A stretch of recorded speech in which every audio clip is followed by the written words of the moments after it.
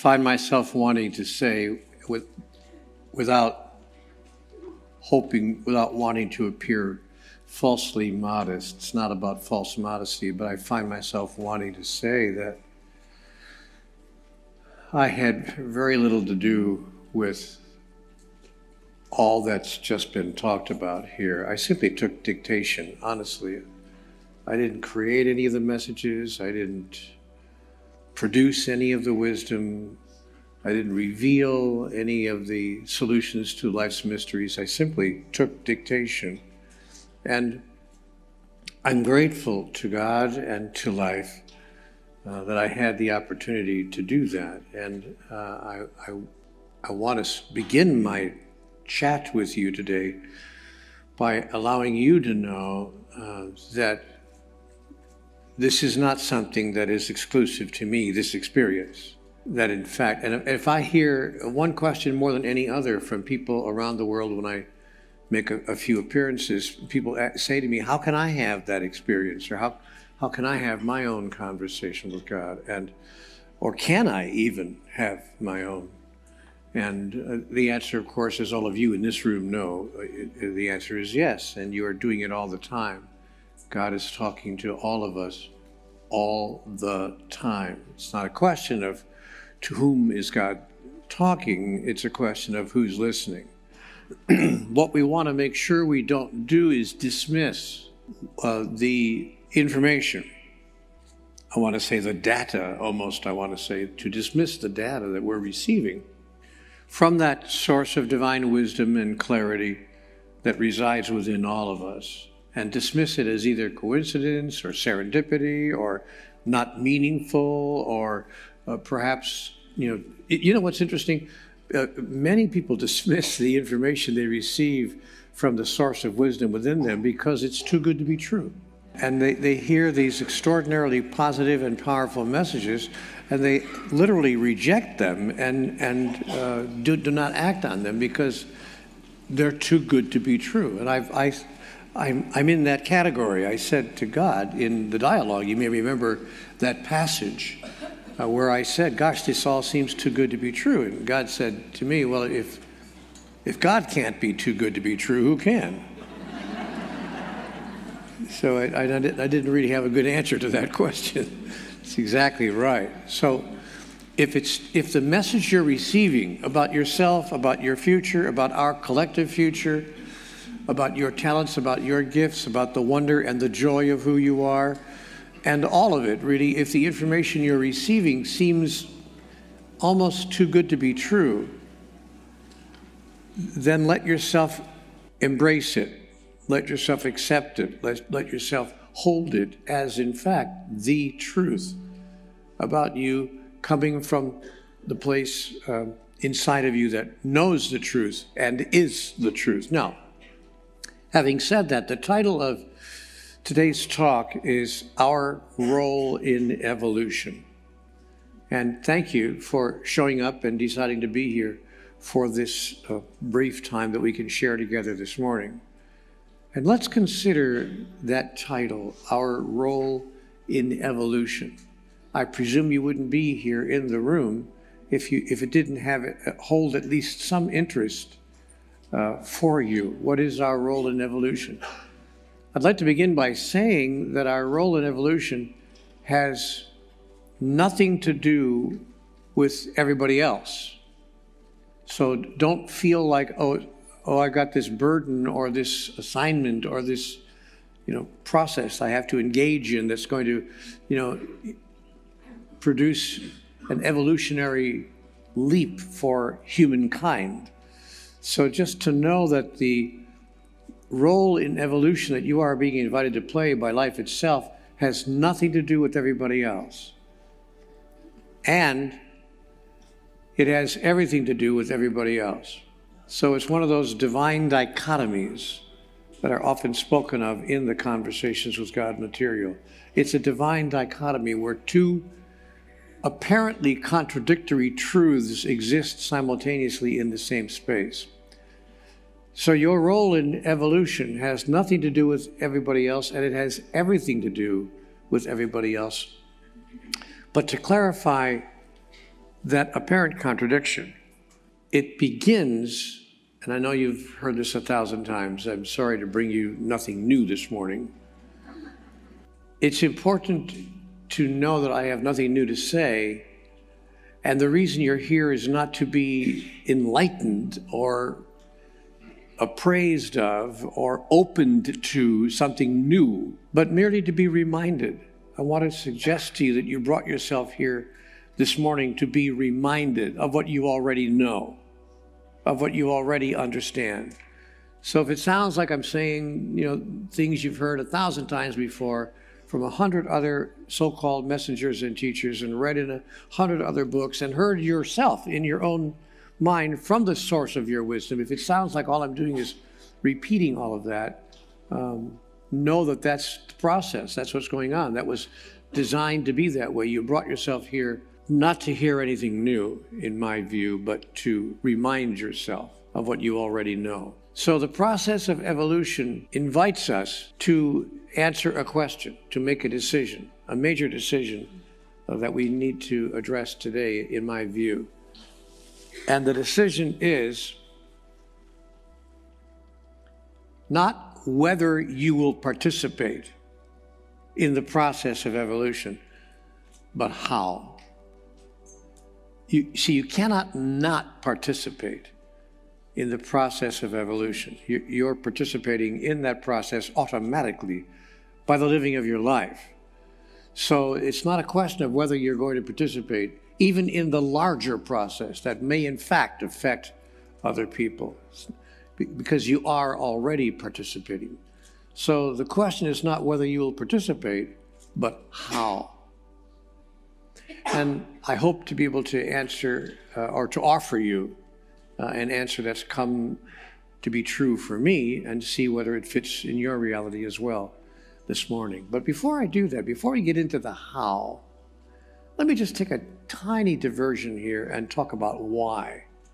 And those of you who were with me the other day for the all-day event heard a little bit of this, but to share it with many of you who were not there. The why of it. I mean, like, why bother? Why can't we just get on with our lives? Just do what we do and get on with our lives. Why bother engaging in the process of evolution in a conscious way? I'm going to make that delineation in a conscious way because, as I just said a minute ago, we're all involved in the process, whether we know it or not, whether we're doing it consciously or not. We're engaging in the process of our own evolution by the choices and decisions, by the words, thoughts, and actions that emerge from us in our life. That's what's going on. We're evolving. And we can't not do that. But we can not do it consciously. That is, we can find ourselves doing it unconsciously. And so the question becomes, how are we going to engage in that process? And I think the answer to that question, how, somehow emerges more urgently when we look closely at why. Why bother? The question why is answered by taking a look at what we're doing here to begin with. But even before we do that, let's take a look at how we're doing on the planet. I made a few notes here on why we may choose as a collective to engage ourselves, to involve ourselves in the process of our evolution. My dear friends, I don't want to begin this Sunday morning with a downer. But I do think it's important for us to look at the nature of things, just briefly, for 3 or 4 minutes, to take a look at why. Why engage in the process of our own evolution and the evolution of the species? It's simple. It's now or never time. We are a self-destructive species. Whether we're willing to acknowledge it or not, humanity is a self-destructive species. That is, we are killing ourselves and killing each other, and we can't find a way to stop it. We don't seem, as I was told in conversations with God, we can't even find a way to stop from killing each other and from killing ourselves. much less, the smaller goals. Can we just get along? Can we find a little happiness and peace and joy in our life? But forget about those goals. We can't even stop killing each other. And we're doing it in 1,000 ways all the time. As an example, we're poisoning ourselves and each other by the way we treat the environment. And we can't even admit it. Half of us can't even, oh, Neale, don't start with the environment stuff. But we're poisoning our rivers and our streams and the air and the ground, and we can't, as a species, even admit it, much less stop it. We're sentencing thousands to death by the way we make modern medicine and modern medical miracles available only to the well-to-do. Millions of people can't even have access to the medicines or to the procedures that extend life on this planet. And I speak from experience. Those of you who were there on Friday know that I've recently, about 18 months ago, less than 18 months ago, had open heart surgery. And it was a remarkable procedure where they slice you open and they do what they do, and they do a bypass, and I had a quintuple bypass. So, but to think of something like that in the middle of certain countries of the world, which will go nameless, would be impossible. So when I emerged from the operation, I was aware of not only the miracle of what had occurred, but the miracle that it had occurred, that I was able to access that kind of a procedure. To see, there's nothing to sneeze at.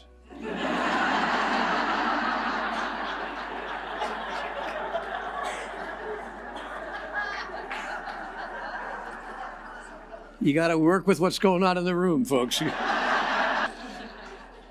We're killing ourselves by the way we feed ourselves. Watch what you're putting into your own body. You're killing yourself, and we don't seem actually to care. It's like, oh, Neale, don't start with that now. But we're killing ourselves. We're cutting our lives short, for sure, by the way we're feeding ourselves, or not feeding some of us, by the way we're not feeding some of us. I don't know whether you're aware of it or not, but statistics from the United Nations and other agencies like that tell us that 656 children die on this planet every hour from starvation. Yeah, you heard that right. I didn't say every week or every day, every hour. 656 children die of starvation because of the way we're not feeding ourselves. We can't even get food to them. We're killing ourselves by the way we use bombs and missiles to solve our differences and resolve our disagreements.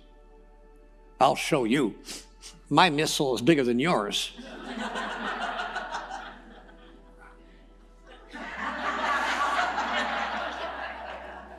It is, by the way, but that's another...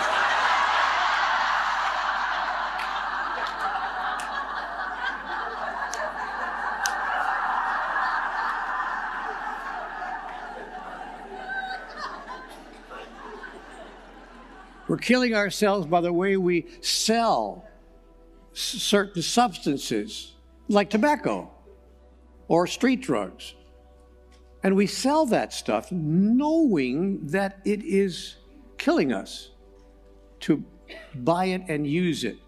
And there are probably 2 or 3 people in this room that are still buying and using those substances. No judgment here, just an observation, just noticing. We see, we're a self-destructive species. Only a very young species, immature, would do something that they know in advance is not good for them. Oh, Neale, stop it. You got a cigarette? I need to get, This guy Walsh is hard to take.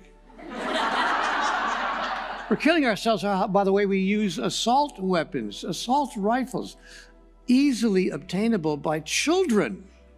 18 years old. I mean, you can't get certain prescriptions at that age. But you can buy an assault rifle. You don't have to register it.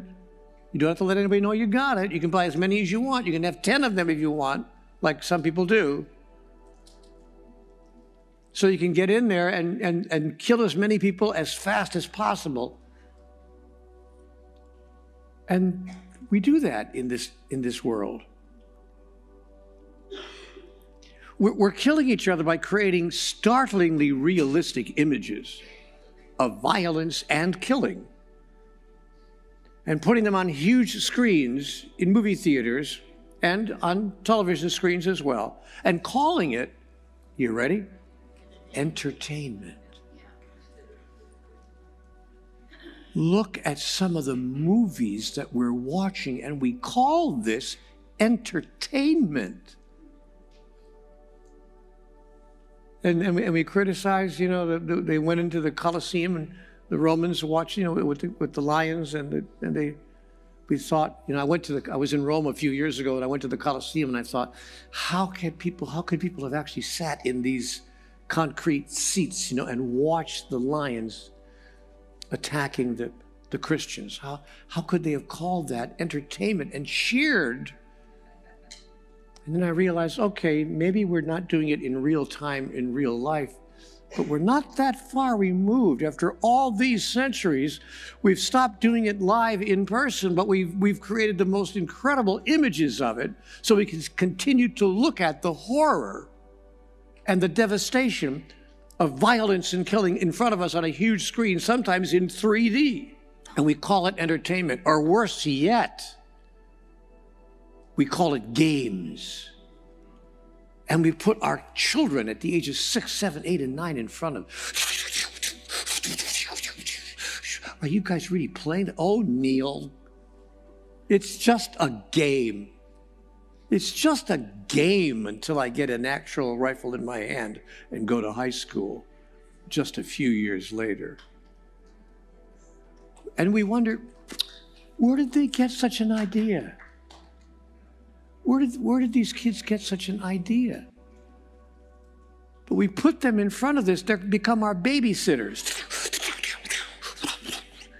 We're killing each other in the most unusual way. We actually kill people deliberately with malice aforethought, total awareness, by the authority of the state. That is, the government kills people in order to teach people that killing people is not okay.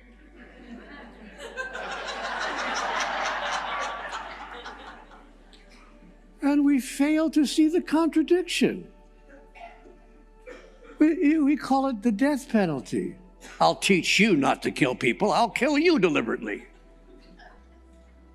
Totally ignoring Einstein's brilliant insight that you cannot solve any problem using the identical energy that created it.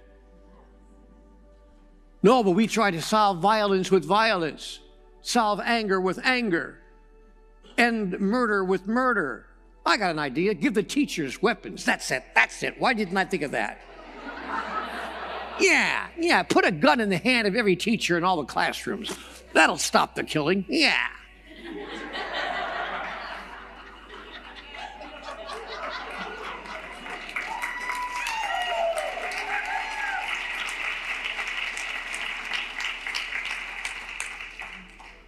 I mean, in an insane asylum, the inmates have taken over the asylum. What's going on?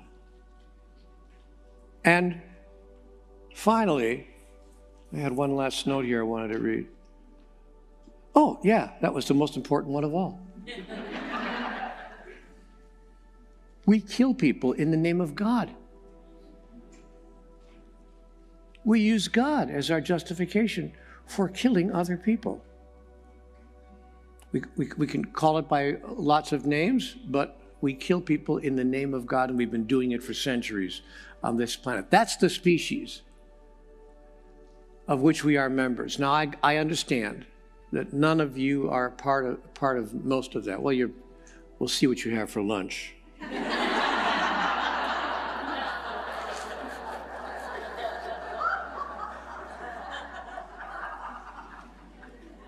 Maybe you'll stop killing yourself prematurely, but And we'll see how many of you leave here, go outside and take a little break, a little cigarette break. But other than that, you're probably not part of the larger problems that I've just described. But we're certainly all witnessing it, and it's getting to the point where we wake up in the morning almost nervous to turn on the internet or read the paper. Yeah, that was a flimsy substance that you'd hold in your hand that had words printed on it. In the morning, you'd actually read off of it. It's called a newspaper. Where do you want to turn the news on? What's happening? What's going on? How can it get any worse? And what can be done, if anything, to make it better? And that becomes the question of the day. So let's look at how we can participate if we choose to make it better. Because, guys, ladies and gentlemen, truly, honestly, and all joking aside, it's now or never time. It happens in the next 20 or 30 years, and that's a long stretch, or it's not going to happen at all.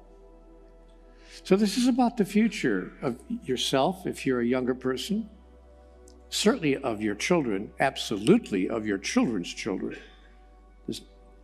That's what we're talking about here.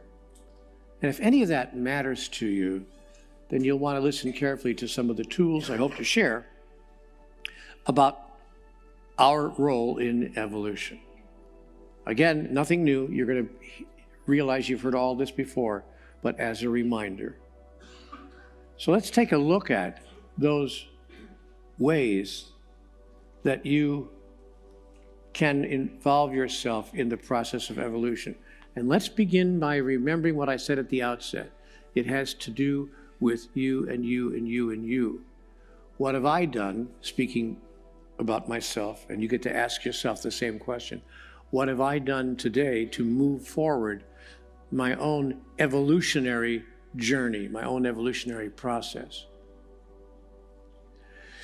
So I'm going to give you a tool that I'd like you to consider using in your life. I call this tool, and it was given to me, by the way, in conversations with God, the 4 fundamental questions of life. And I invite you to determine what is your role in the evolution of yourself and your species by using this tool. And I'm going to invite you to use the tool every day, every morning when you wake up. In fact, you may want to use it 2 or 3 times a day, perhaps morning, noon, and night. Wouldn't be a bad idea, at the beginning at least, until you get yourself used to living inside the context of that tool. The tool I call the 4 fundamental questions of life. These are 4 questions that most people live their entire lives and never ask themselves, much less answer. Some of you in this room, again, I realize I'm speaking here to the cognoscenti, those who know. And by the way, if you think it's easy to use the word cognoscenti in a sentence, try it sometime. You have to really fight hard to fit it in. I realize I'm sitting here in front of those who know, and I've observed that people fall into a number of different categories. There are those who don't know, and they don't know that they don't know. They are innocent, like children. Nurture them. There are those who don't know, but they are willing to know. They are students. Teach them.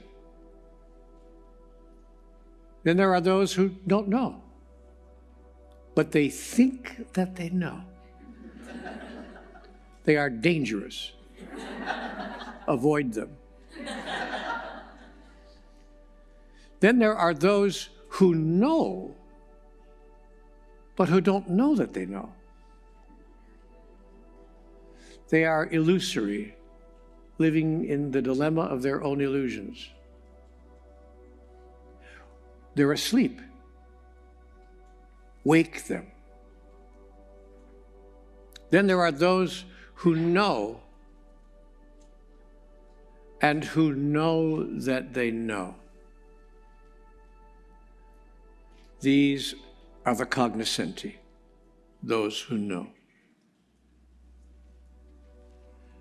Don't follow them blindly, but listen very carefully to what they have to say, because they may just remind you and others as well who have temporarily forgotten that they know. Because there's another category here. There are those who know but pretend that they don't know. They are actors. Enjoy them. Let them enjoy their dramas, but only up to a certain point, and then wake them up. Wake up, wake up, wake up. You just made that all up. You just made that all up. Stop it. Get back to who you really are, which is the first of the 4 fundamental questions of life. If you wake up every morning and look at yourself in the mirror after the UGG, I mean, that's where I start, you know, just like,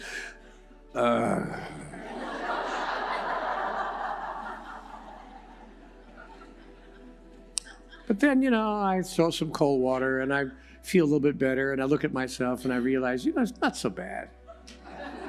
You know, it could be worse. And then I graduate from not so bad, could be worse to I get better and better every day.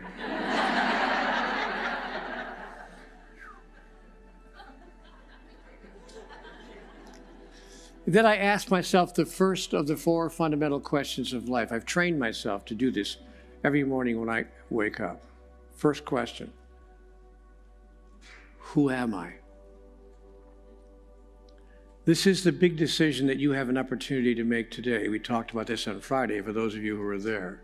Forgive the repetition, but I have only one message. Who am I becomes the key question of your life. Are you a physical entity, a physical being, a chemical creature, if you please, you know, a combination of chemical elements that forms and shapes itself this way, as opposed to forming and shaping itself as a dolphin or a whale or a bird in the sky or a fish in the sea, just another biological, chemical entity in this particular form. And you may think that this is the most sophisticated of all the life forms on the planet. I wouldn't guarantee that, by the way. There's some question as to whether dolphins and whales may have a way to engage in their society that's far more elevated than our own, but that's another whole workshop. I'll let Lisa Nichols handle that one.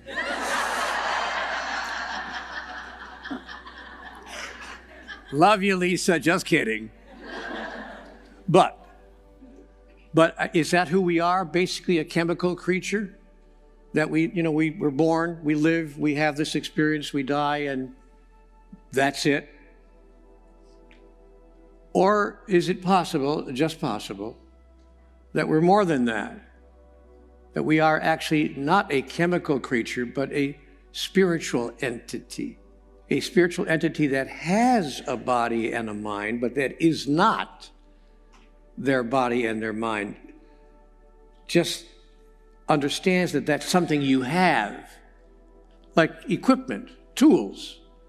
So you have your body and your mind, but you're not your body and your mind.